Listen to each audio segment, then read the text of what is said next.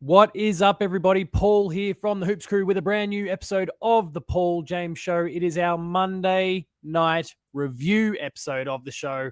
And of course, as many of you watching, whether you're live or after the fact, well, no, we are now recording this one off the back of a disappointing Geelong 41-point loss to the Brisbane Lions on Friday night. Apologies to everyone who's maybe a little bit surprised by the earlier start tonight. You may be able to hear something in the background. The rain has just died down, but the lightning and the thunder around here has been pretty intense, and I didn't want to hedge my bets. I want to get the show done tonight. I want to take it easy and make sure that I get this thing done before any chance of my power being cut comes along. Of course, there's no guarantees, so apologies in advance if I just snap out of existence tonight. But we're getting into it a little bit earlier tonight just to make sure that the weather doesn't derail things entirely. Lucas is here, and we're starting off on a really positive note with his angry emojis there. Obviously a disappointing loss to the Lions on the weekend. We'll talk more about that shortly. We'll go through a range of different topics in this episode. We'll go through the match review of that Geelong and Brisbane game. We'll go around the grounds, and that does mean we look at the VFLW as well, where finally the girls got themselves a win this weekend. It was awesome to see. Lucas says Storm in Adelaide's going to hit at 8 p.m. So you might be able to squeeze this one in as well. You're a half an hour behind me. So 7 o'clock your time? We should get the majority of the show done before the Storm hits you as well, Lucas. And hopefully, as everything just kind of suddenly goes a bit quiet on my end, hopefully we get through the show as well. So we'll go around the grounds. We'll do Q&A. We'll jump into game of the show. I'm trying to manifest something with my game of the show this week. Please make sure, if you haven't already, check out the Enough of the Week video that's gone live today. I have my game of the show segment with every episode of this show. But Enough of the Week this week was dedicated to Aussie Rules Evolution 2. Some of you might remember the original AFL Evolution and then eventually its sequel. Well, an already mediocre game has been bastardized significantly, and I rip into it. Enough of the Week this week, so go check that one out. It was good fun to record and kind of dunk on some absolute stupidity in the AFL and video games industries this week. Good to hear from the likes of Amy and Jackie who've popped in. Great to have you both on board as always. And to everyone else who is watching live right now, commenting in the chat, and of course, watching or commenting after this show has gone to air. It's awesome to have you on board, and I'm looking forward to hearing from you over the course of the next hour or so. Kiri's also just popped in. I'm hoping you're well, bracing for the Storm as well, apparently. Luke's asked if I've played it yet. No, the game, this Aussie Rules Evolution is not out for a month. And I don't think I want to go near that turd with the 10-foot pole. So anyway, check out Enough of the Week for more information on that.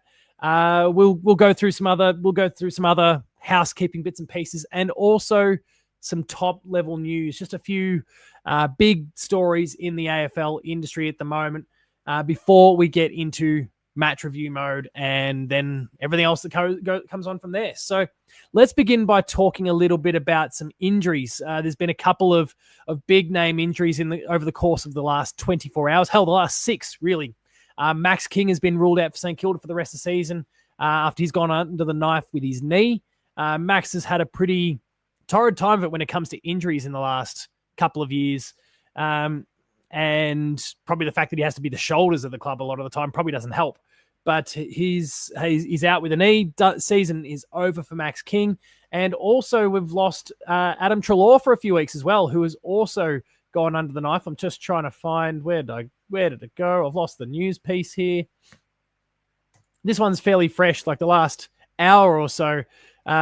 He's out with a moderate grade calf injury that will keep him out for the next 6 weeks. Lucas, I'll agree with you, but at the same time, St Kilda don't have much, so he can still be the shoulders of that club and overrated at the same time, I would argue. Dogs win by 79 points this weekend, but they've lost Adam Treloar with a calf injury. 6 weeks. We're starting to get to that dangerous sort of point for someone like him also. We're starting to get the old, quote-unquote, the old man injuries cropping up. It's a bit of a shame for him. I've got a lot of time for Adam Treloar. Certainly the way he departed Collingwood was, not that I had any real issues with him beforehand, but of course he was a Collingwood player, so I was a little bit on the fence about him. But the way he ultimately departed Collingwood was really, really sad. So that kind of guaranteed that he got a bit of love from me as a result. And I'm sure everyone watching is familiar with what happened there. Apologies for the background noise too. My voice is a little bit gravelly for some reason today, or not really quite cutting the mustard. And now the rain's getting a bit heavier too. So apologies for some of that rain on the roof potentially making its way in here.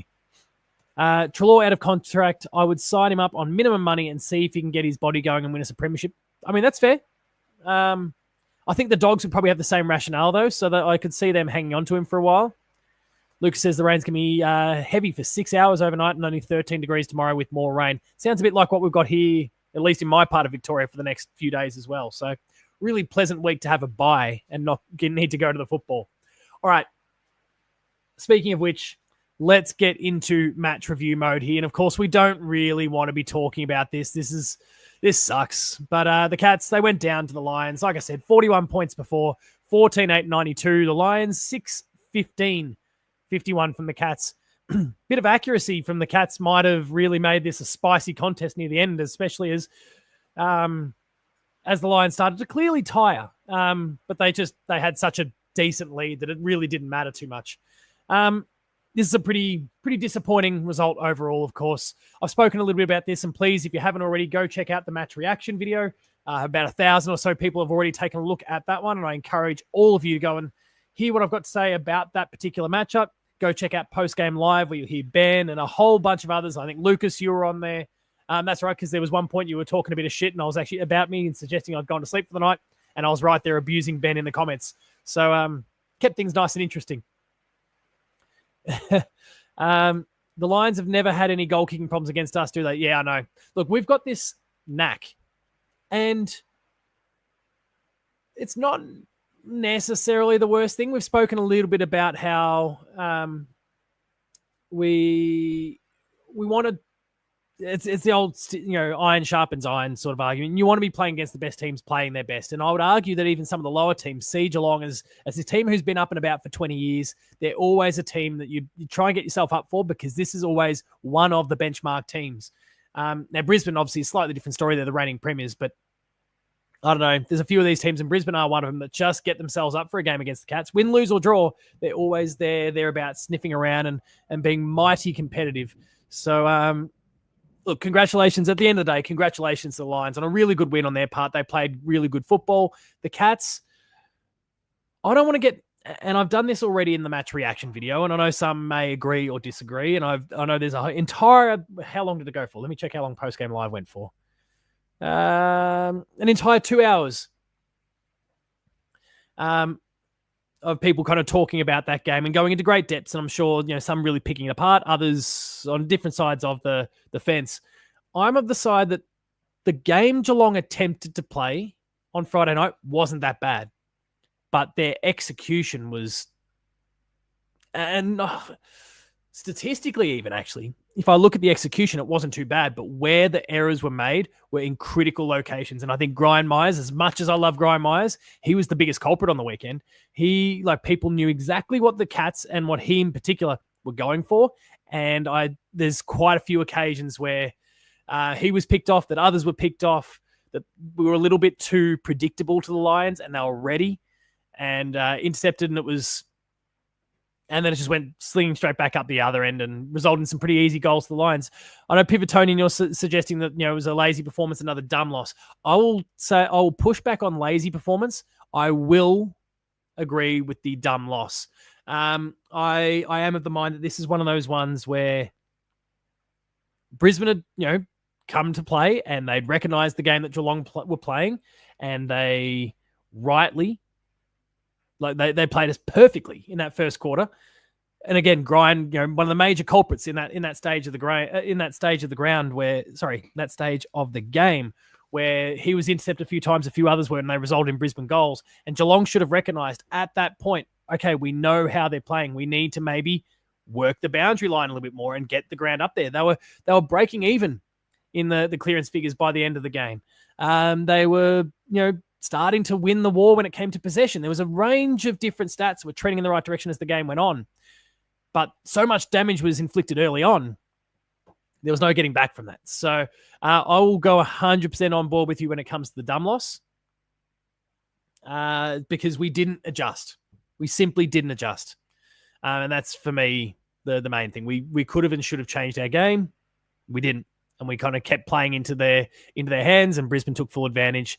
And not to mention, I mentioned this in the reaction video as well, some ill-disciplined moments from the Cats there. Bailey Smith at the very beginning giving Levi Ashcroft an easy one. There was a few other, gimmies. There was, no one standing on the mark. There was some really frustrating plays from the Cats that I'm sure will be scrutinised pretty heavily internally over the course of the next 2 weeks. But yeah, I don't think lazy, but I think dumb for the most part. Lucas would want to trade Shannon Neal for O'Sullivan. Lucas says, very bad loss because we had a chance to get 8-point gap on Brisbane and the Crows. They have easy games this week. Look, Brisbane, I think for the top 4 doesn't worry me. They've got a pretty, I won't say it's brutal, but they've got a tough run.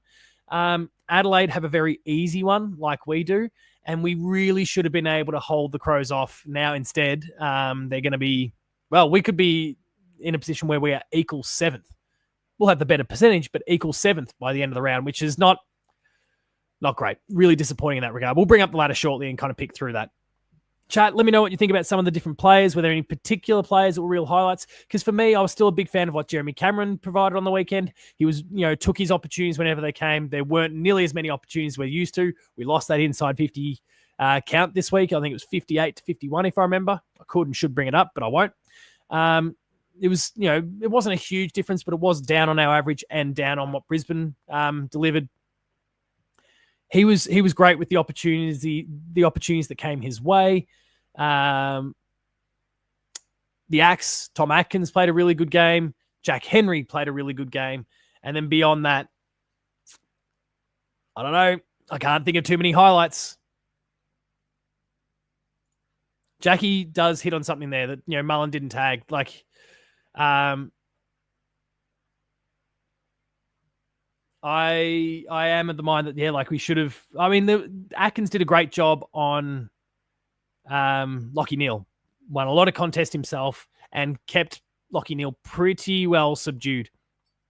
There was an opportunity to take a McCluggage out of the game. Who else? Probably Will Ashcroft. There was an opportunity to use O'Connor and to use Mullen in that defensive midfielder capacity, just as we've done in the past.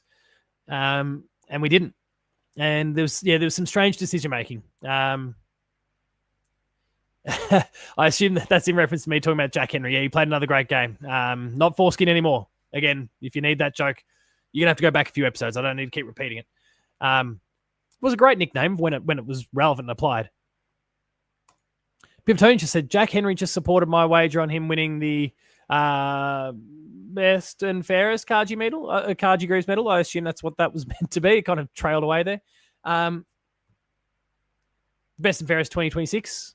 No, I don't know. Anyway, I'm sure you're talking about Cargie. And Jack Henry is putting up a good case. Those weeks that he missed probably hurts him a little bit, but he's playing a really great season. So it's good to have him up and about and doing a great job defensively.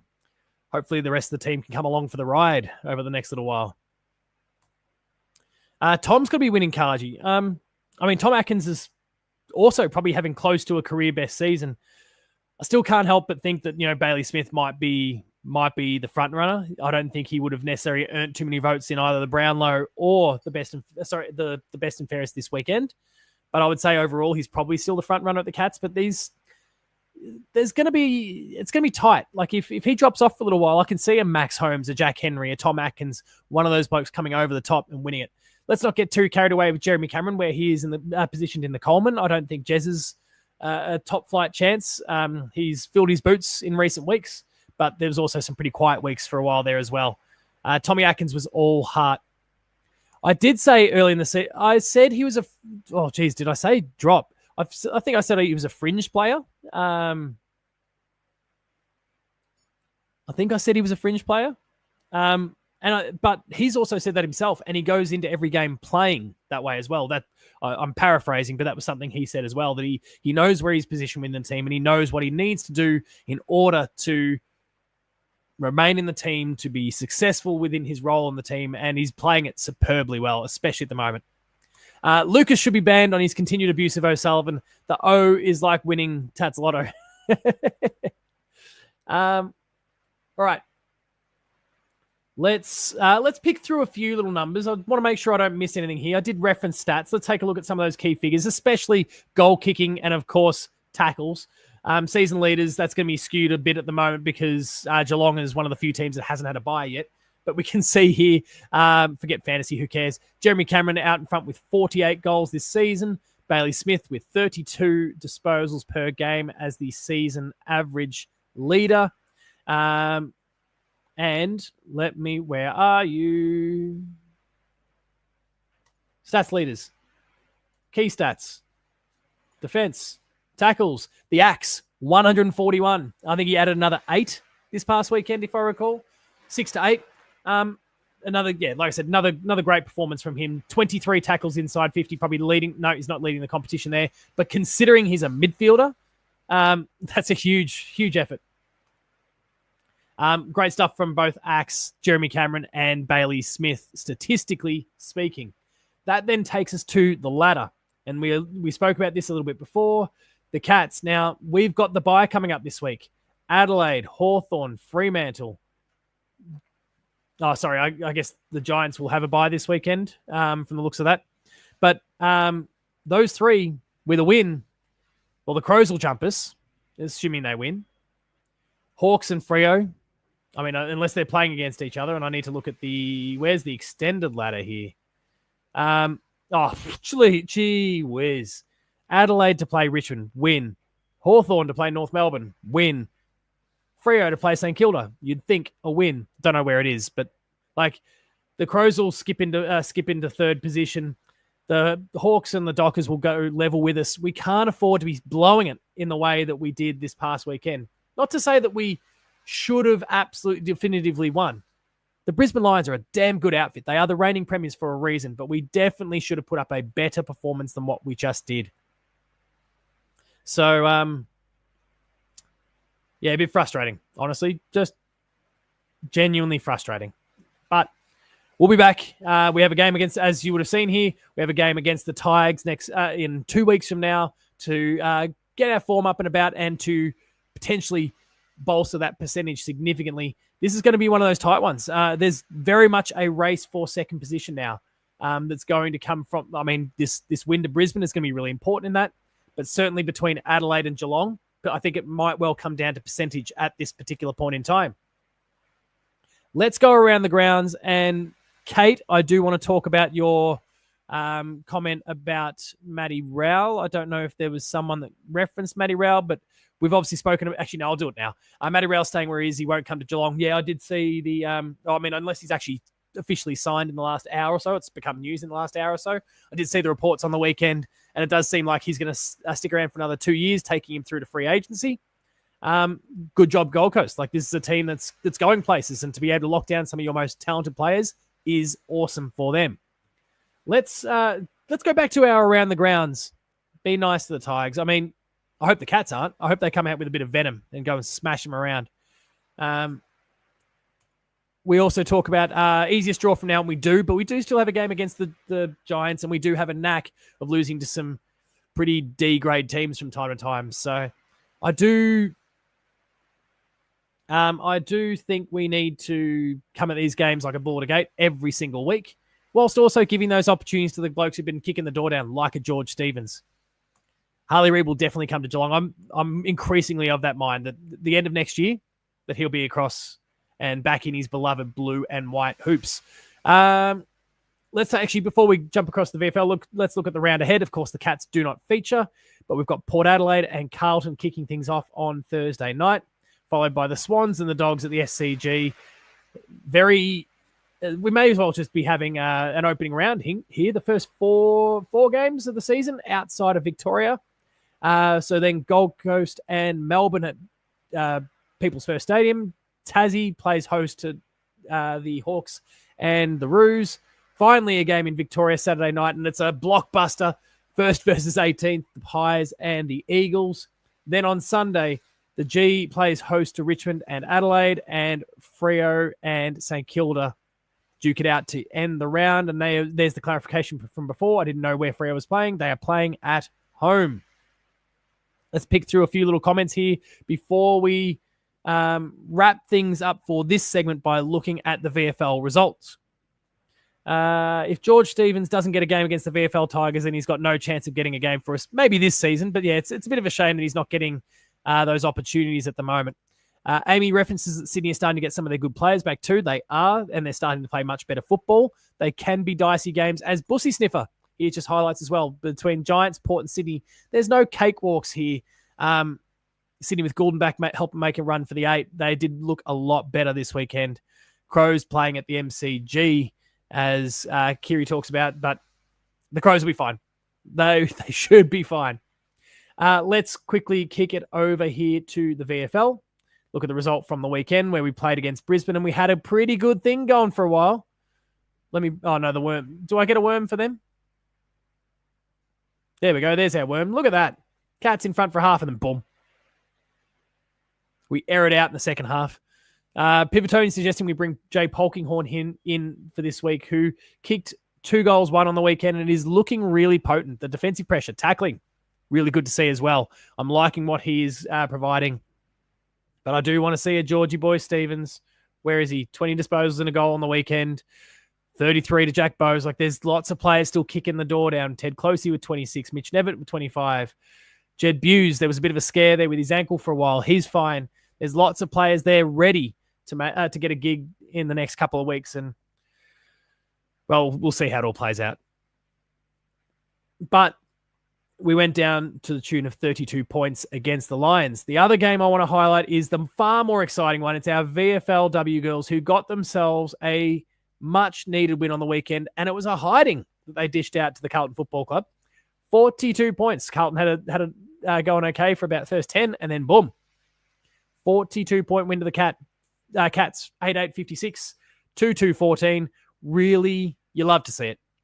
They've been getting smashed week in, week out. And so it's awesome that they got a win on the board. Let me bring up that ladder for the VFLW. And we're off the bottom. We've got an abysmal percentage, but we are off the bottom. The Casey Demons now are the only team winless this season. Where are Carlton? Oh, there we go. Third last. Okay, we didn't beat a top flight team, but you take a win whenever it comes your way. And it's really awesome to see. Jackie's loving it. Kiri's loving it. Good times. You also, actually, sorry, I missed that. Kiri also, you say, Jack Bowes and Ted Close, you have to come back. No questions asked. Who comes out? That'll be the question.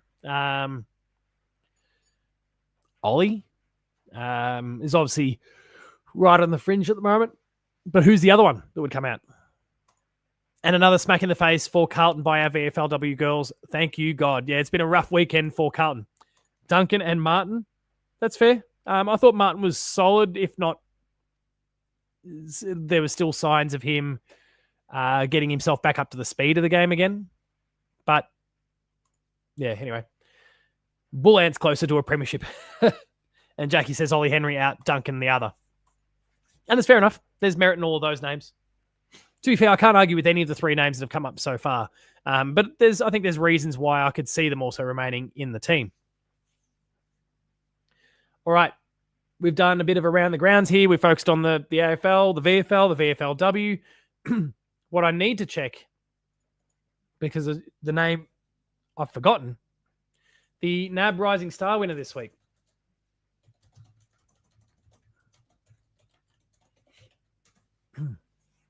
News. Oh, that's right. That's right. Finn O'Sullivan, the Rising Star winner this weekend from North Melbourne. He had 18 disposals, 9 kicks, 9 handballs, 3 marks. And he was obviously one of the top picks in the draft recently, and really showed his class and his talent this weekend in that win that we've all loved against the Blues this weekend. All right. That is the meat of the show done already. We've gone through match review mode. We've gone around the grounds. Let's take a word from our sponsor, Cyril Cook Florist, before we go any further. The Hoops Crew Media Network is proudly sponsored by Cyril Cook Florist. Visit them at shop 1211 Leather Street in Breakwater. Phone them on 035 222 2244 or visit their website at www.cyrilcookflorist.com.au and use the offer code GOCATS in the voucher field at checkout to get 20% off your next online purchase. Thank you, Cyril Cook Florist, as always, for your ongoing support of the Hoops Crew and all we get up to. Thank you to Kiri, dropping those flower emojis. Everyone else in there, drop them as well, please. A lot of love for our sponsor, Cyril Cook Florist. So, it's Q&A time. Now, Ben hasn't been able to prepare show notes for me tonight, so I don't have any specific leading questions like we normally would. This is a real pure Q&A tonight, where if you've got questions that need answering, be it about Geelong, the broader AFL,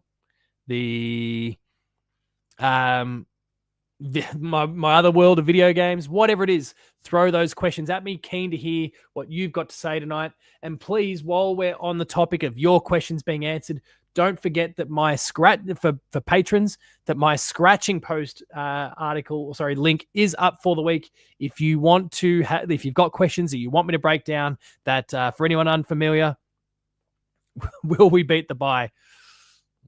I don't know.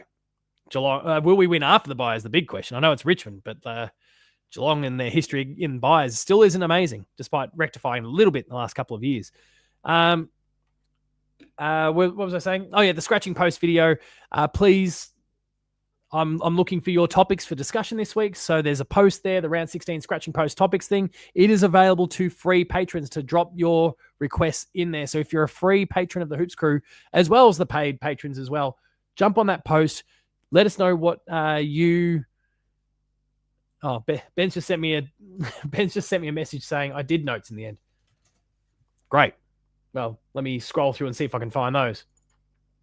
I didn't even look in the folder because he said he wasn't doing it. Where are we? Well, he's potentially given us some Q&A prompts then. So let's have a look. Round 15 review. Oh, he posted it 4 minutes after we got started.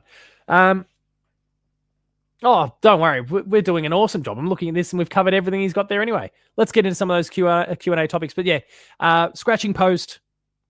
It's live there. Let me know what you want me to discuss. I'll get behind the wheel, put the phone on the portable charger and talk to the camera for a little bit while I'm making my way to work, to supermarket, whatever it happens to be, discussing the topics that you want discussed. Yeah, let's have a crack at Ben. Bloke thinks he's too busy to be able to prepare the notes and then lies and does it anyway. Bastard. Jackie asks, will Jezza kick 100 goals? Is that a Ben prompt? No, it's not. Will Jezza kick 100 goals? What's he on now? And then we'll just run the numbers on it. Like we'll get really simplistic about it and we'll run the numbers on it. So Jezza Cameron has kicked 48 goals so far. So he needs 52 for the remainder of the year. How many games do we play? Is it 10? No, it's not that many. I know we can obviously factor in finals as well, which gives him a few extra games. But let's go about the dream initially here of doing it during the home and away season, the real traditional celebration, the one that prompts people storming the ground and all those sorts of things. 1, 2, 3, 4, 5, 6, 7, 8. We've got 8 games. He needs to kick 6.5 goals a game for the rest of the home and away season. If we play 3 weeks of finals, then we can divide that by 11 instead. And he needs to kick just under 5 goals a game. Sorry, Jezza Cameron's not going to kick 100 goals this year. That'd be nice, but I don't see it happening. Roaming, sorry, yeah, we do like to normally start at 8 o'clock. And of course, you flag this now. But if you go back and watch the earlier parts of the show later on, the weather here was pretty awful. There's storm reports, all those sort of things. And I wanted to get the show done out of fear of the weather just shutting it all down with a power outage or something like that. So apologies for starting a little bit early and catching people off guard tonight. I do also like to start a bit earlier. I'd rather the 7:30 start, but it's kind of dependent on my kids and their bedtimes. Tonight, all stars aligned for me, and then the weather prompted me to get started a little bit earlier. So here we are. Great to have you on board, though. Jared, I think it's the first time I've seen you pop into the chat so far tonight as well. Awesome to have you on board as well. And to anyone who I maybe missed along the way, each and every one of you, awesome to have you here live tonight. All right. So we've spoken about Jezza chasing himself a Coleman medal. Don't see it happen. Sorry, 100 goals in a season. Don't see it happening. I can definitely see the Coleman with the fact that we are playing weaker teams by and large. But let's get in some of the other points that Ben has provided for us tonight. So let's continue on with some Q&A here. His first one is, and this will be a really interesting one. I'm not going to put my thoughts in there until I see you, the chat, discussing this one. Do we underappreciate Sam de Koning? Is he underappreciated by you individually, by the Hoops Crew community, by the broader Geelong community supporter base? Is Sam de Koning underappreciated? Roaming, thanks for the love with the early start. I do like the early start as well. I just need to be able to reliably get my kids down by that time. And if that's the case, we're good. Pivotoning again with some very, very quirky typos in there. So yes, sorry, is Roaming's jumped in and says, is Sam underappreciated? Yes. He's Geelong's Richo, Jackie says. We judge him on his body language. SDK is vital to us. I'm going to quickly cycle back to Jackie's point now that we've got some of the thoughts coming in. I judge him a little bit on his body language. I won't back down from judging him on his body language. Now, I don't quite equate it to Richo in the sense that Sam doesn't, so far, flip people off in the crowd. He doesn't wave his arms and get really demonstrative with his teammates. And that's what Richo did a bit sometimes. He would really kind of give a bit of a serve to his teammates. Sam just gets really critical of himself.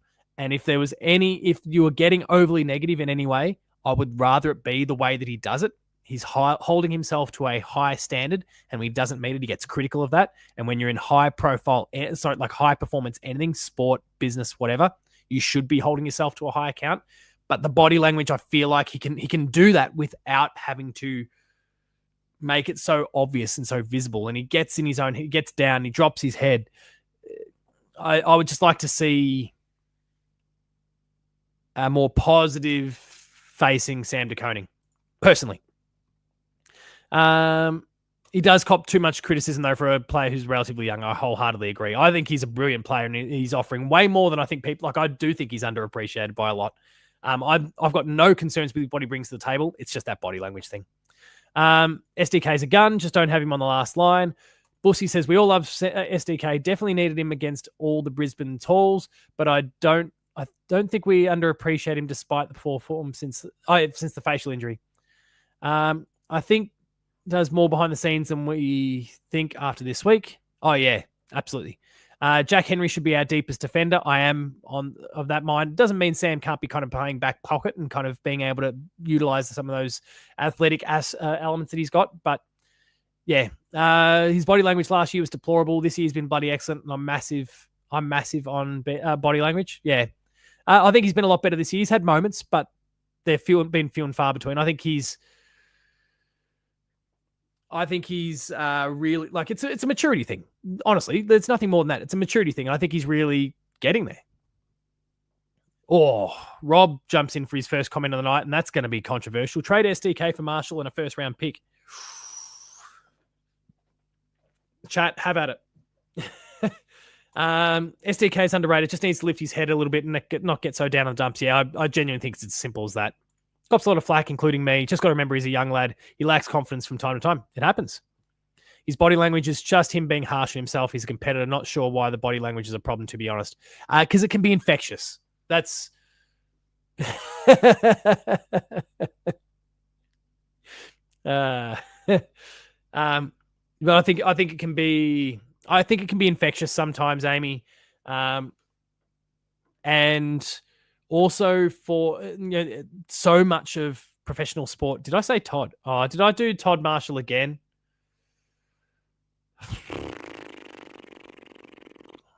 I'm sorry if I did it again. Or maybe it's someone else. Maybe I missed it.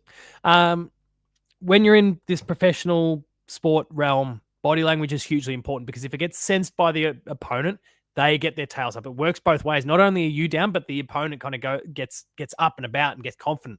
You don't want to give your opponent anything. It can, and to infectious too, it can sweep through the club. Like when you're seeing someone get down, you feel like you've got to work harder, and then suddenly things are getting tough, and then everyone gets a bit flat and down in the dumps. And again, I think the flip side is, okay,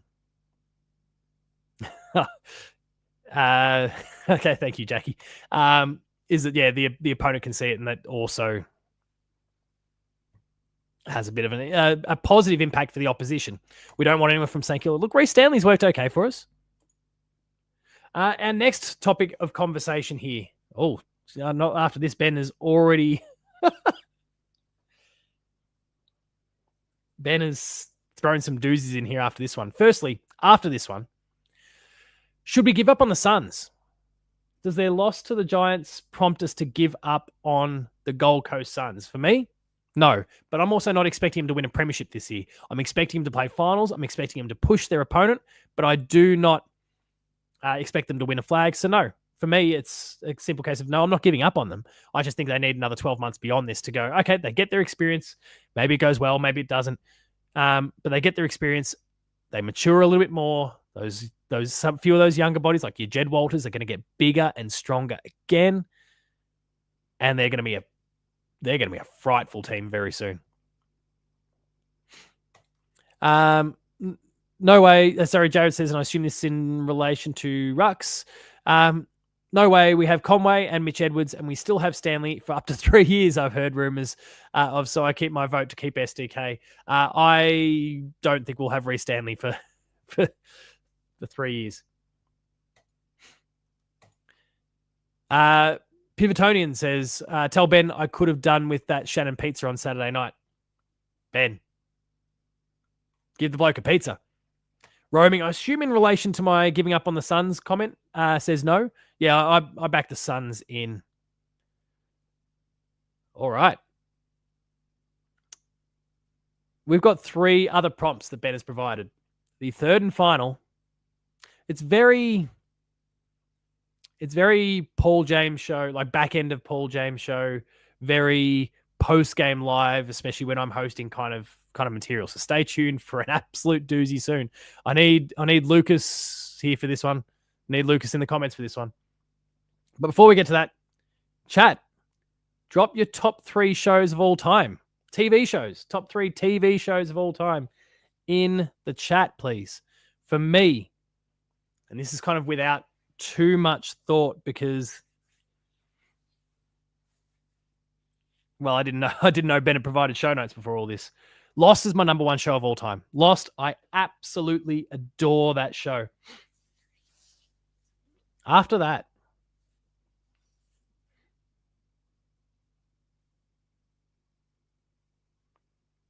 I mean, The Last of Us is making a real surge. I know season 2 is not as strong as season 1. I'd love to say something like Game of Thrones, but then those last few seasons kind of burnt a lot of us. Well, probably the last season in particular burnt a lot of us. The Office, the American Office.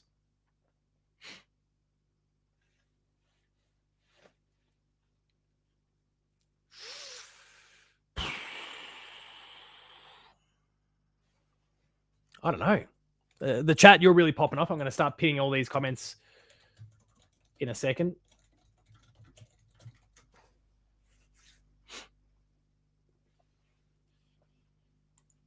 I'm sure Amy's put Breaking Bad in there. That's Dexter. And I know like it's got its ups and downs and those sort of things, but Dexter for me, I am addicted to that. I am absolutely, I don't know, the internet, the world's kind of co-opted this, champing at the bit, chomping at the bit, whatever you want to call it these days, for the new season of Dexter that comes out soon. I'm really, really keen on that. So for me, I guess Lost, Dexter, and The Office are my 3. But I'm seeing some quality in here. So Seinfeld a bit. Would you believe it, Aaron and Pivotonian? Since you've referenced Seinfeld, and I don't know if anyone else did as well. No one else, but Seinfeld. Ben and I have joked a little bit about this on either Post Game Live or my show for a while about when I'm busy doing this, Ben is sometimes sitting watching Seinfeld. When Post Game Live is on, sometimes I'm watching Seinfeld. This is a confession. Until 6 months ago, maybe even 3 months ago, we've been binging it. I had never seen Seinfeld before. I mean, I'm sure I'd seen like an episode or two randomly out of it, but like I hadn't watched Seinfeld. I love Seinfeld. Absolutely love, as if any reasonable person should. Now that I'm actually on board, I'm mad about Seinfeld, and yes, I assume that's a reaction to what I just said. Like, it was one of those black marks next to my name. I'd never watched it, but I absolutely love Seinfeld. Long overdue getting on board. But yeah, I'm glad I could tick that box. Some other suggestions from people in the chat. Luke has dropped Stargate SG1. Haven't watched Stargate before. I'm a sci-fi person, but I've never watched it. Oh, there you go. Expands further. House and X-Files. Watched a lot of House. I've seen bits and pieces of X-Files over the years. Not enough of it. Sopranos is still one of those bucket list shows I need to watch. Breaking Bad as well for that reason. I've never been huge. As everyone knows, lots of video game stuff in the background. I don't spend a lot of time watching passive stuff, and I'm actually horrible when it comes to a lot of passive entertainment these days, whether that's TV or movies. I fall asleep like that. If I get too comfortable on that couch, if I'm not sitting bolt upright on that couch, if I'm slightly slouched, even just leaning a little bit, I'll just continue to slide until I'm out. I'm hopeless, absolutely hopeless. And that probably just says that I don't get enough sleep. So we'll cut this show early, nice and early tonight, and I'll go and get some rest. I won't. I'm going to go play more games. What else have we got here? I've scrolled too far. Game of Thrones from Jackie. Fantastic choice. Do love Game of Thrones. Ozark and Animal Kingdom being added into the pile here. I've not seen either of those, but I've heard good things, especially about Animal Kingdom. Vikings, I really enjoyed early on. And then I just felt like everything just stopped. Like there was just the show lost a lot of momentum. So I started to struggle there. Obviously, we've referenced Breaking Bad. It's a better Call Saul goes with that. BoJack Horseman, I'm not really as familiar. I'm aware of it. I'm not really as into it. Supernatural from Kate. Absolutely love all 15 seasons of Supernatural. Christopher Walker pops in. Oh, no, sorry. I was mixing Christopher Walken for a second. References X-Files. Would have been great to have Christopher Walken in here. But Christopher Walker, you're awesome too. Love to have you on board. X-Files is a great recommendation. Jared drops some anime. I'm not really much of an anime person. Dragon Ball Z has always been an exception there, but Attack on Titan, Naruto, and Bleach, if you're counting anime. Jackie. Enough said. Scars with these pretzels are making me thirsty. I know the reference now. For years, I've got a group of friends who reference oh my God. Festivus. The Festivus references for years. Like last 15 years, they've referenced Festivus. And I knew it was a Seinfeld thing, but I'd never seen it. I'm so glad. Like recently I saw Festivus and I was beyond delighted. I'm Frosty. Prison Break, love Prison Break. Walking Dead was one of those, a bit like Vikings, where it just kind of trailed away and the action slowed down and it kind of lost a lot of momentum, and so I dropped off. Breaking Bad coming up again. Jared references Doctor Who, early reboots of Supernatural, and Lost. Oh, Lost. Goat. Supernatural I adore as well. Pivotone, you told me this about ages ago about Seinfeld, the show about nothing but represents us ex-gens. Oh, I'm so glad that I'm on board. Punish is good as well, says Frosty. Squid Game, honorable mention from Kiri. Bolt upright. I can't. Like, if I slouch, I'm done. Do the Cyril Cook promos in Jake's? I'll get the script and I'll do the shut up, Ben. I'll do it at some point. Halo's good. I haven't watched Halo yet because I heard the first season was dog shit, but then season 2 was improved. So there's all, Master Chief is now dubbed Master Cheeks after his ass got exposed. Anyway, interesting. Colin from Accountants season 1, brilliant. Also like Shameless, the US version, and The Bear. No, I can't dance. There's Christopher Walken. MacGyver, Californication, wouldn't recommend that to people under 18. I do recall Californication. It's definitely not for under 18s. The Night Manager don't watch many current shows. Slowly catching up in the comments here. Best shows. My CDs of Geelong since 2004. Wait till you watch Soup Nazi. Don't worry, I've watched Soup Nazi now. I'm all caught up. I'm into the final. I think I've got 3 episodes to go in season 9. Like I'm a night away from done. True Blood was one of those also I was enjoying for a while. I reckon the first 5 seasons I was enjoying and then just trailed away a little bit from that. Add another vote for Attack on Titan. Enjoyed Shameless, but got shit as the seasons went on. Titleist? Is that a Titleist? I've maybe lost track of what we're referring to. Need to watch The Bear, Stranger Things, Scars with the best show of all time, Lost, best show of all time. Best comedy, Blue Abroad. Oh my God.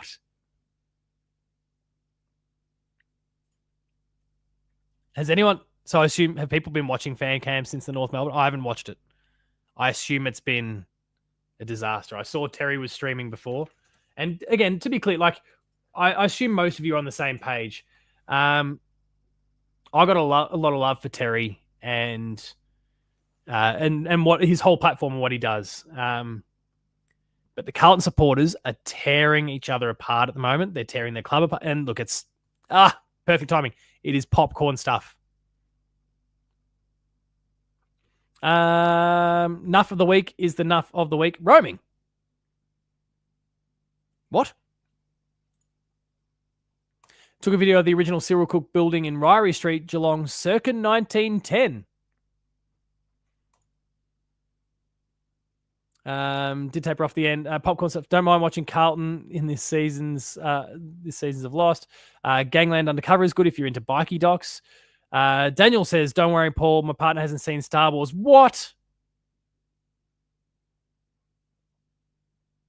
Now I'm a little bit behind on my Star Wars. I've got to see Mandalorian season 3. I've got to watch all of Andor, and I know that's like top tier Star Wars.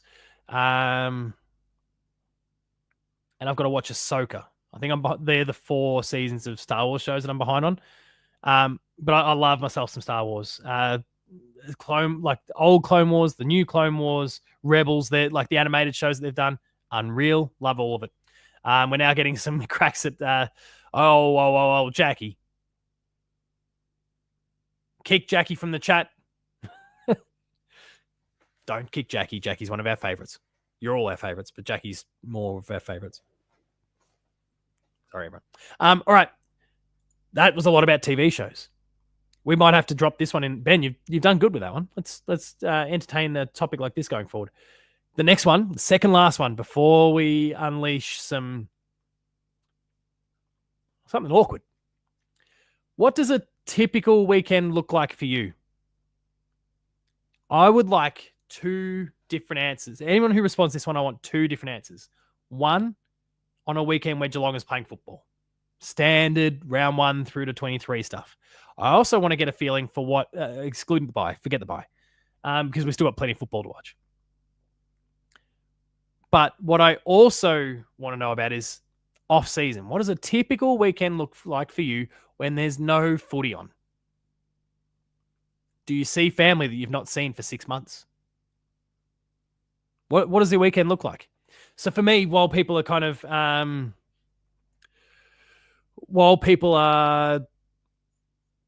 Telstrad, I don't know. While gaming and playing darts, not bad.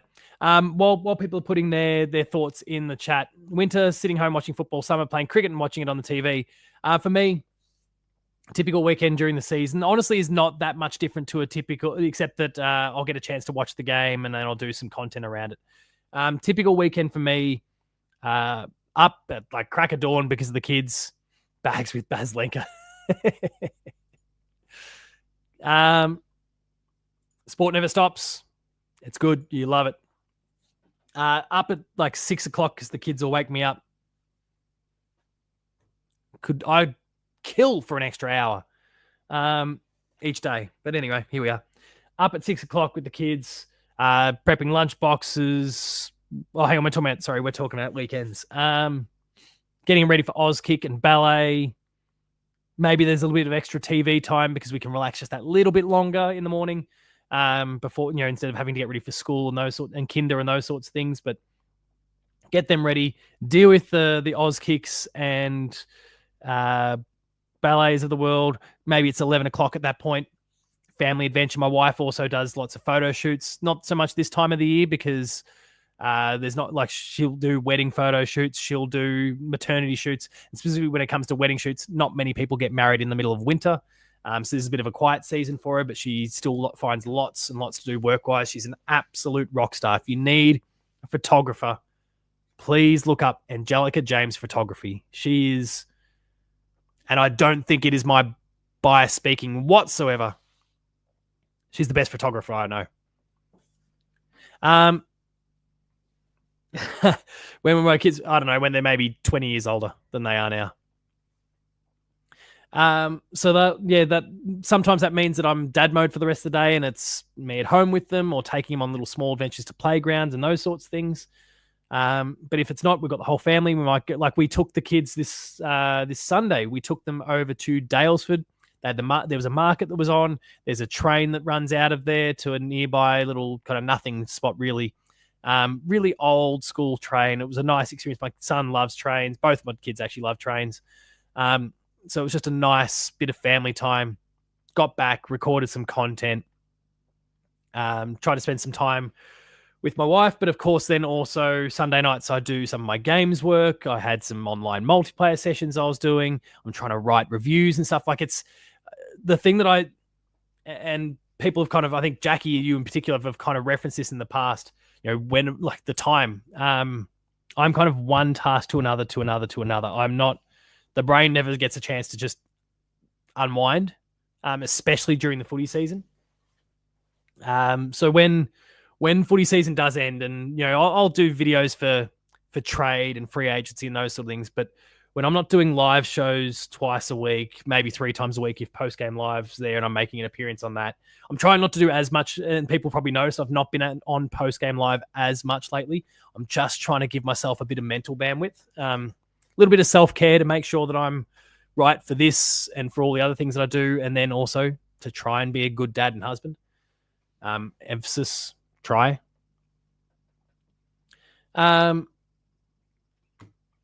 So yeah, that's kind of my weekend. And honestly, for the most part, it doesn't change too much in the summer. It's just that there's no AFL or Hoops Crew content to work on. So what have some of you shared? JL said watching football highlights on Tube and reminiscing the good times when the Eagles were good. It's always good to have you in here, JL. I'm going to assume short for Justin Langer. It's great to have you on board almost every episode, mate. We don't get too many non-Geelong supporters regularly tuning into the show, but it's awesome to have you on board. Always lots of really good thoughts and insights. So thanks for popping in again, and I'm sure your Eagles will be up and about in the next 20 years. Up the Gades, anti-Stars. I'm a Stars fan. Bite me. Pivotones, my weekend, buy the Geelong Advertiser, grab a coffee, go for a pre-game walk. Off-season, I follow Geelong CC in the Premier Cricket or go to the beach. When will you take when your kids take you? When they're 20 years older. Jared says, watching the Geelong Cats at the game. If I don't have a game that I'm playing in, otherwise I'll be watching on my phone with KO Sports. If no Cats football is playing, games online with friends. I will just make sure I shout this out again. I'm going to take the opportunity to quickly pop our Discord up here. And if you want to join the Discord, make sure to check the show notes. Oh, there's some recent comments in the game section of our Discord. But share screen, window. Please make sure, if you haven't already, we've got our Hoops Crew Discord channel. Now, there's lots of footy stuff, etc. Scotty's been in there a bit lately, tearing it up, having a great time. We love Scotty here. And we have to feel sorry for Scotty right now because he's a Carlton fan and he's struggling. Lots of stuff there around footy tipping, all links to all our videos. Again, there's our Nuff of the Week. Please go check it out if you haven't already taken a look on the YouTube feed as it is. Comment sections for our different shows, Paul James Show, Scratching Post, etc. But the gaming section, just to Jared's point about playing games online. In this section, I would love, if you are a games person, I'm seeing Shadu, you've been playing World of Warcraft lately if you're popping around. I've also been listening to some Lady Gaga. Golkurt's been listening to some Pearl Jam. But if like what I pinned recently, and these were just my details, but for PSN, for Xbox Live, for Nintendo Switch, for Steam, my username is there for all of those. I would love others to drop their details in the Discord as well. We can get more people partying up. It'd be awesome to get to play some games online with people. Like I mentioned with the show the other night, I've been playing a lot of FBC Firebreak, the online multiplayer game there. Would love to party up with some of you guys, get some party chat going. So use the Discord. If you're not already a Discord member, check the show notes. Or quickly, I don't know what Ben's got set up already. Go check out one of our other videos. Quickly, just bring that up, scroll down, look in the description. You should see a link to the Discord there. That'll get you on board as well. Would love to join some of you guys for some online gameplay. Share your details here as well. That makes it pretty easy for people to connect as well. Where are we? Jackie says, nothing overly interesting watching footy, other sport, catching up with friends and family when it pops up concerts, etc., when good bands are touring. Katy Perry next weekend, says Kiri. Jared Fox says, I play all abilities football and soccer football, Wyndham Tigers for the FIFA competition and Northern Falcons for soccer. Very nice. Aaron, enjoying beautiful Northeast Victoria, getting out to a winery or two, Bright, Mount Beauty, a beautiful place to relax in the summer. They are. Test time at school at the moment. Give Paul a break. Thankfully, so it is exam week this week, and I've got my year 10s doing some exams this week that I'm going to have to mark. But I am in this nice little window right now where I have nothing to mark. I've got some reports to do, but that's like an hour and a half of work. Right now, I'm in this nice little pocket of time where I've got nothing to work on, so I'm going to binge game for the next little while. Until Thursday, and everything gets derailed. All right. It's time for that final point of conversation. As I said, she's a doozy. Then again, it maybe depends on how you... Oh. You're going to start using the Hoops Crew YouTube community section. I don't know. So Ben kind of leads a lot of the various different initiatives and ideas and kind of trials things and tries to see what works and what doesn't, those sort of things. Fewer posts. Mentions. I'm taking a bit of a look through there now. All I see when I look at the community section there specifically is like essentially the comments on all the various different videos. And I try and get in and either, drop a reaction or respond from time to time, either as myself or from the Hoops Crew. Right down to someone suggesting on my Nuff of the Week this week for Aussie Rules Evolution 2 that some bloke says, in spoken like a true company man, AFL dispatches checks in the mail. Looking forward to, if the AFL wants to send me some money to dunk on their the non-licensed games coming out, by all means. I'll take it. Factual opinion also responding with stars like Danger Paddock and Bontembelly. These will all be knockoff names because they don't have the license. Aha. Jackie says, may have a new follower. Your mum's a Richmond fan.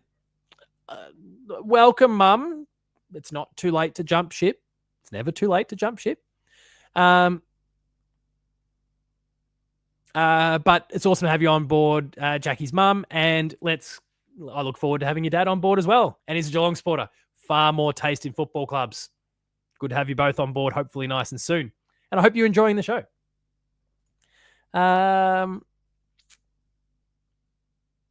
All right, so sorry, let's get to that final. Oh, geez, we've just been talking about mums and dads coming in, and now all of a sudden we've got this question from Ben. There's two ways you could spin the beginning of this, but I'm just going to read it verbatim, and we'll see where the conversation takes us. So Ben's final question for Q&A tonight, and I'm going to keep this show to an hour, to an hour-ish. We're about to hit an hour. I'm dealing with this question. We're doing game of the week, and we're wrapping this one up because I'm going to get inside and engage with my wife and spend a bit of time with the family. But when the mood strikes you, would you rather Barry White or Justin Timberlake? And by extension, what else? Now, when the mood strikes you could be... it's a multifaceted question. That could be interpreted a lot of different ways. But I think we're all of the same understanding of what direction Ben is taking this particular question. Jared says neither. Can't say that I make a beeline for turning on Barry White or Justin Timberlake either in these scenarios. But this really says a lot more about Ben than anything else. Yes, I'm loving that all of you are piling neither in there. Ben, again, this says more about you than it does anyone else. Barry White or Justin Timberlake. Now, of course, if anyone's feeling like sharing on their side, they're more than welcome to as well. Or if we just want to talk about favorite music, who is Barry White? Ooh. We'll leave the chat to correct roaming in that regard. But if you want to share on your side, you're more than welcome to. If we want to just spin it to favorite musical artists, then you're more than welcome as well. Who is Barry White? This is coming up a few times now.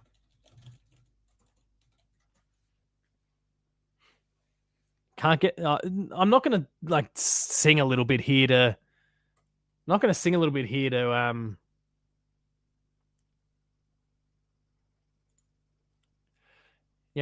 get enough of your love, babe. It's like a classic. What era was that from? How old? When born 1944, died 2003. But these are... How old is that song? It must be 70s or thereabouts for...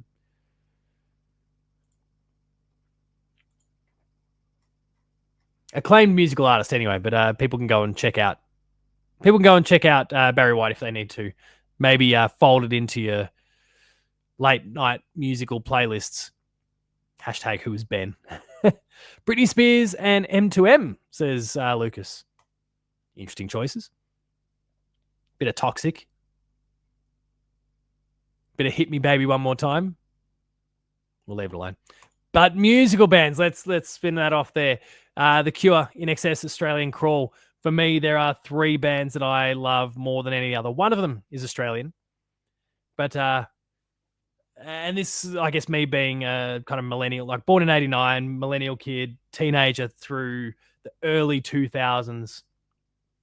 Linkin Park, The Living End, and Green Day are my big three. And The Living End being the Australian one. Absolutely love everything that The Living End do. They've got themselves a new single that they're going to put out again this week. I assume the extensive touring is not far away. The album probably really close as well. Super, super excited. Lucas drops the Green Day. Of course, it was early in this year where I got the show temporarily demonetized because I played some footage from the show that I went to. Kiri's been listening to some Foo Fighters lately. Love me some Foo Fighters. Queen or Michael Jackson, says Jared. Who's going to the MCG for AC/DC? That'd be cool. I did see that they're kind of launching into some promos at the moment, and then potentially got some big shows coming up at the MCG and other venues. I could be tempted. AC/DC is coming to Adelaide 500. AC/DC is doing an Aussie tour soon. Yeah, I did see some of the big promos the last 24 hours. Britney Spears sometimes, and Avril Lavigne. Let Go album is the GOAT. I was 23 in 1989, crying at the MCG Grand Final. Jackie says, Tool is my favorite band. Oh, haven't heard someone reference Tool in a while. Nice. Oh, my God. There we go. Powderfinger. A band gone too soon. And no deaths. They just broke up. When Powderfinger were touring Australia mid-2000s, they stayed at the hotel Mum worked at and gave her a signed top that you lost? Oh, no. I was so... I was beside myself when I went to the Sunsets tour, their final tour. I went to the show in Ballarat. Rat, as Bernard Fanning did during the gig, because he thought that was really funny to make the rat part echo. And it was amusing the first time, less so the 15th. But it was such a good time. I bought the CD that had the recording from that specific show. That might even be within reach. Hang on, I might just lean off camera for a second. It's definitely around here somewhere. Bear with me for a moment. We're gonna do this. Chat, do your thing. I'm gonna try and find this CD.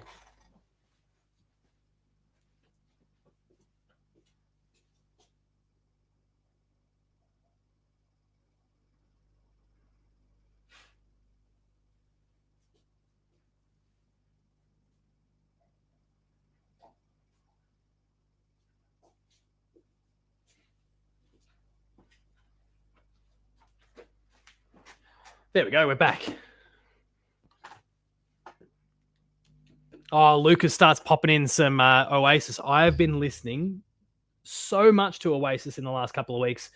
Morning Glory in particular. It's just that song slaps. We've got some building works going on at my school at the moment, and that someone must have had, one of the tradies must have had the radio or Bluetooth speakers on or whatever, and Morning Glory came on. Jeez, I've just been playing it so much ever since.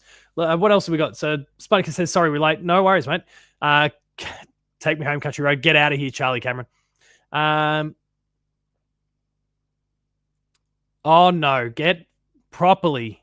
You can properly find yourself at the bottom of fire. Ban user and delete all the comments. Get out of here. Don't worry. Telstra is back. Telstra is gone. For now. So this, the Powderfinger Sunsets Farewell Tour, this specific one from live at North Gardens, Ballarat, their second last show. And it's awesome to have, I can listen back to that full show exactly as it occurred. I still think about how for some reason the spot that I was standing on, there was an air pocket that got under the grass, and so it was just like we were on a jumping castle, and the grass everything was just shifting around underneath. It was great. All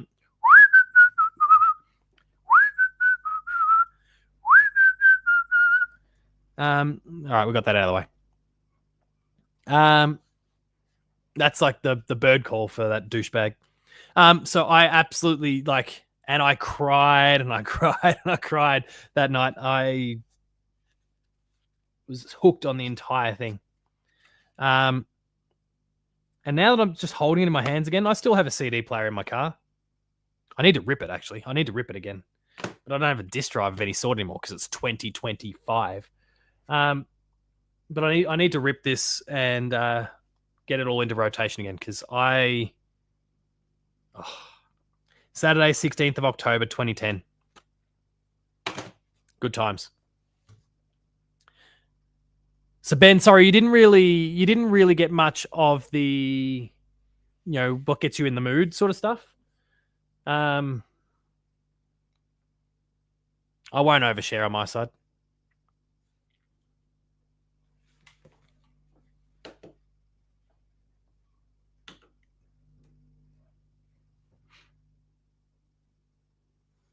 INXS's new sensation. Stand by me. Oh, Jake Taylor's dropped in a footy-related one. Team chemistry watch. Ollie Henry makes that bad turnover when Stengel was out in the goal square. Brisbane score. Not one player went near Ollie for the next 10-plus minutes with danger in his position. He's really taken a step back. Thought this year would be his explosion. I did. A bit like you, I did think this was the big year for Ollie Henry. Danger has had a huge impact on that. but Ollie's got to find a way to work through it now. Like I was 100% pushing against everyone for quite some time, and now it's gone on too long for me. He's got to find a way to work his way through this. Or to develop his game in some other new way that kind of fits the Geelong 23, or he's going to miss out on another premiership if the Cats can get up there and do it. He's put himself in that precarious position right now. So, all right, let's get into game of the show because, like I said, we're not going to run this one too late tonight. Do have a few things I want and need to do.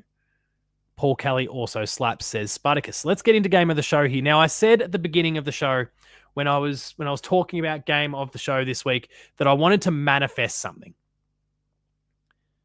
I'm sure there's a few, the gamers in the chat tonight, and I know there's plenty of you. And again, join the Discord if you haven't already. The gamers in the chat tonight are well aware of a little franchise called BioShock. It is one of the greatest first-person shooter franchises of all time. Especially the original BioShock and the third BioShock Infinite are absolutely unreal. And for anyone who's unaware, this is the new game coming from Ken Levine, the developer of BioShock. It's called Judas. It got announced almost 2 years ago. There's been I know people who've gone and played it in demo form. Skill Up, big YouTuber Skill Up, who I recently got to play Mario Kart World with at a preview event. That was awesome. There's awesome people who've played this game, and Lucas is my big daddy. That is the comment of the show so far. That if there was a pizza that I could offer Spartacus, you would have a pizza for that. But this is the new game from Ken Levine.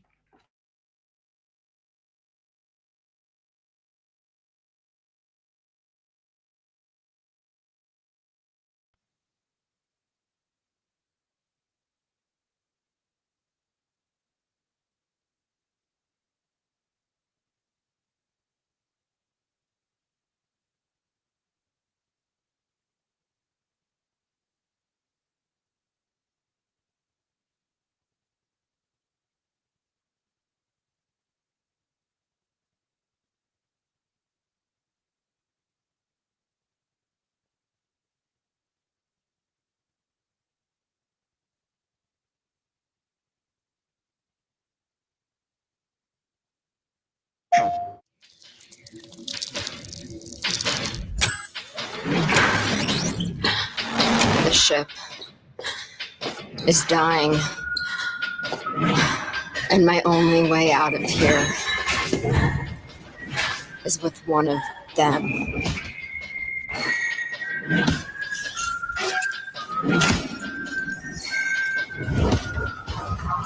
I was sailing to that distant shore.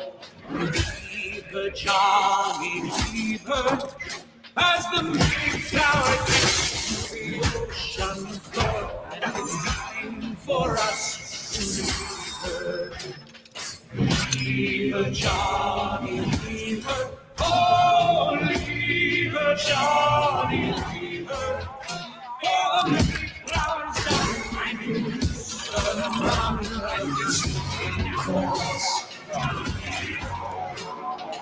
People say I have this coming. And you know what? They're right.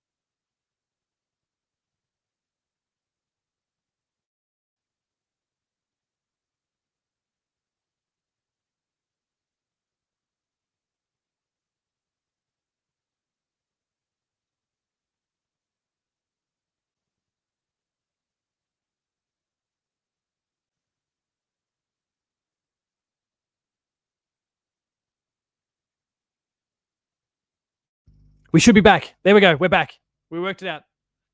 It was...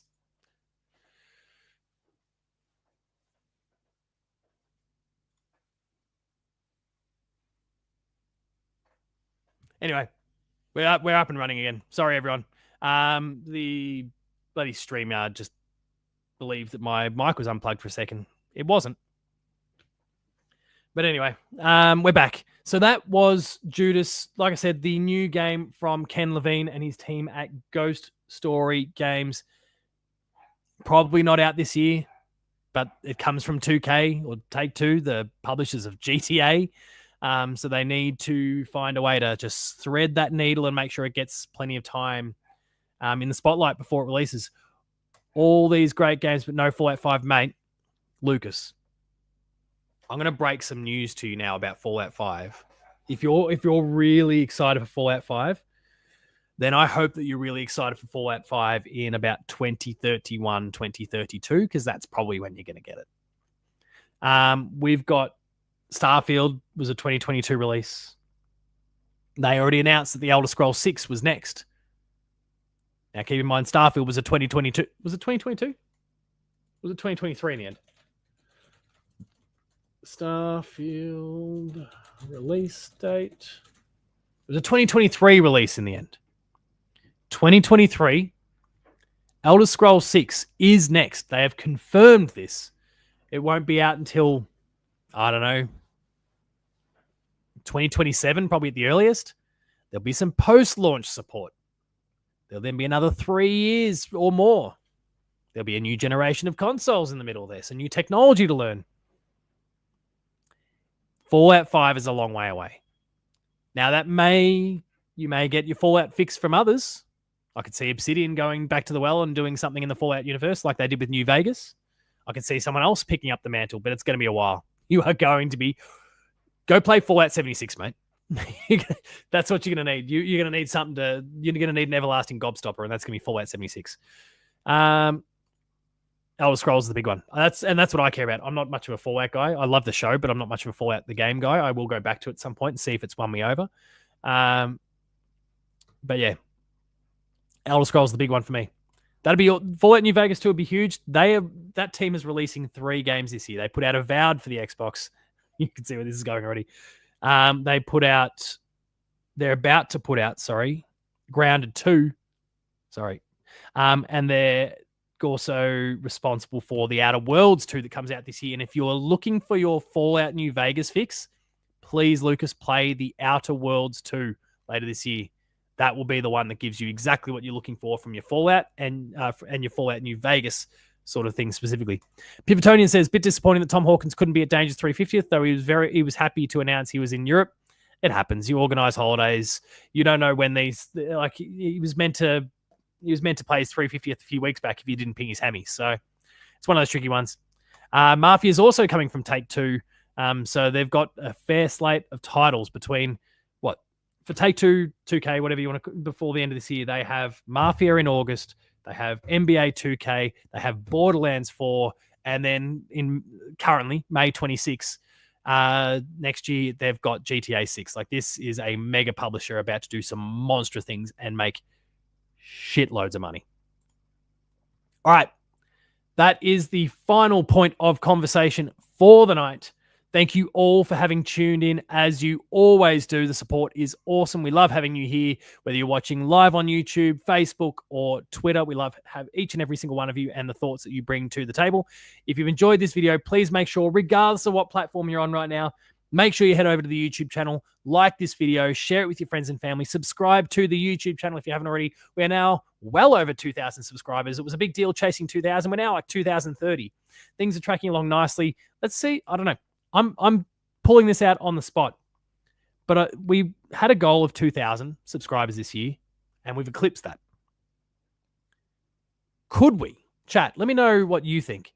Do you think it's feasible? Oh, Scotty's just dropped in. Do you think it is at all possible that we get 2,500 before the season's out? So another 470 or so subscribers. I'm going to set it as a challenge. I like the idea of a challenge. I like chasing something new. 2,500. 3K easy, Sputicus says. That'd be nice. But as always, your ongoing support of the Hoops Crew is huge. We love you checking out the videos. If that's all you can offer and just checking out the content, that would be amazing. So please check out all the stuff that we're producing there. Challenge accepted, Jackie says. Scotty's, 2.5 in no time. That would be awesome. Beyond that one, let me unpin this for a second. If you're not already doing so, please make sure to comment on the video. So many of you are doing that live in the chat tonight. But if you're watching this after the fact, share your thoughts on anything we've discussed tonight. When the mood strikes you, would you choose Barry White or Justin Timberlake? Or do you have other thoughts on Carlton, Geelong, Brisbane, or any of the other teams in the competition? Share those thoughts. Scotty will have lots of thoughts on all things Carlton right now. We've seen a gradual decline in this great fellow in the Discord this past weekend. Be heard, consider using a super chat on this show or post-game live whenever it's on. We'd love to hear from you there, and we definitely want to make sure we acknowledge and celebrate anyone who uses that super chat functionality. It's huge for the growth of the channel. A little bit of extra money always helps. Maybe you can pay for a Shannon pizza for us from time to time. It's all awesome. We love you for that. And it also goes towards awesome new tech that helps us improve the product, like the lights that are blinding me every time I do this show. That was all because of money that came from you guys via super chats and Patreon. So thank you all very much for helping better the show that we produce. You can find me on socials. That is Paul James Games on Twitter, Blue Sky, and Instagram. Consider chucking me a follow there. Of course, you can find the Hoops Crew on those same platforms as well. Thank you to our sponsor, Cyril Cook Florist. And I also acknowledged Shannon Pizza before. Thank you to them for all the support of Post Game Live. If you're not already a patron, what are you doing? Patreon.com/The Hoops Crew. There's 40 of you there, and you're contributing like a minimum $5 a month to get early access content, exclusives, and extended content. There's also a whole host of you that are checking out the free tiers as well and getting a whole lot of awesome free content there too. So please consider checking out the Patreon. It helps improve the products that we're producing, and the more people that go to it, the more we invest in it. We want to make sure that you, the patron, and there's many of you watching tonight that are patrons of the Hoops Crew, that you are getting the absolute best that we can produce, from whether it's videos like the scratching post, what Jake and the boys are doing with the twos, and a whole bunch of other things. We're trialing live watch parties there at the moment for different games. Please consider checking out our Patreon. We can get access to all of that stuff and more. Thank you to Carlton, the ship that keeps sinking. Shannon Pizza Neil. Scotty's having a great time. He's losing his mind with the way that Carlton are going at the moment. What was the more? It's the end of post game live when Paul hosts type and stuff. What was the? It's more at the end of the post game live when Paul hosts type. Sorry, Lucas. Can someone send an ambulance there? I think Lucas's mummy, you're watching. I think Lucas just had a stroke while he was writing that message. Lucas is drunk. That's probably the far better option. I hope it's that, to be honest.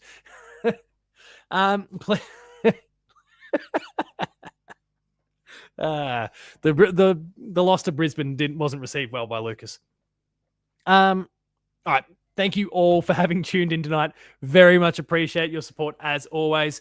For this week, this is a weird sort of a week and a bit because we've now got the bye in there. You've just gotten your review episode of round 15. We're, of course, not going to have a round 2 review or a Geelong game 2 review next weekend or next Monday. We'll work out how we want the Monday show to go. But on Tuesday, you've still got the chaps and their breakdown of the round 15 matchup against the Lions. On Thursday, Lucas, put that beer down for a second.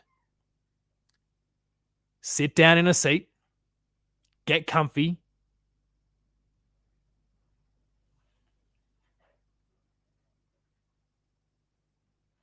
Sit down, get comfy, because we've got one here for you, Lucas. On Thursday, Ben is proposing that we do post-game live cricket edition, following day 2 of the test against the West Indies. And I'm all in for this. Like, how much of it will I do? And obviously the timing's a bit weird considering it's like the game kind of runs through the night. Like there's all sorts of weirdness around that. But post-game live cricket edition, we're debuting it on Thursday night with the test. I assume Ben's going to run it. We won't have a Geelong post-game live to run this week. So post-game live for the cricket. Lucas is all about it. There we go. And hopefully all of you tune in. We'll talk cricket, we'll talk Geelong, we'll talk all sorts of different things. I'll try and make sure I make a little cameo. Though, as I said, I'm going to have a shit ton of exams to start marking from Thursday. So we'll see what happens there. On Monday, I don't know if Ben's actually locked this in with the chaps, but we'll see how it goes. We've been talking about Carlton post-game live Thursday night. Sorry, mate. Paul, tell Lucas, how do you keep an idiot in suspense? I'll tell you next week. Ben kicked the idea around recently about a mid-season review. And I think we're going to get all 5 of us on board for that in the Paul James Show slot next Monday. Since I won't have a game to review, I think there's a little bit of work to be done, but I think that is on the agenda. So looking forward to that one if we can pull it all together. And then, of course, from there, Thursday night, we get back into preview mode. We'll still do Enough of the Week. We'll still do all of those other things that people love. Expect the AFL 26 review soon. I'm so close. I just need to get back inside and finish writing it tonight. I'm going to then try and tweak the script a little bit so it's a bit more suitable for video, get some gameplay, dub that over the top. We're really close, everyone. So thank you all for your patience with that one. Looking forward to sharing my thoughts. I've spent more than 100 hours on AFL 26 so far, and more to come, I'm sure. So lots of thoughts, very comprehensive. All right, thank you everyone for having tuned in tonight. Looking forward to doing it all again nice and soon. Remain Geelong strong, everyone, and I'll see you later.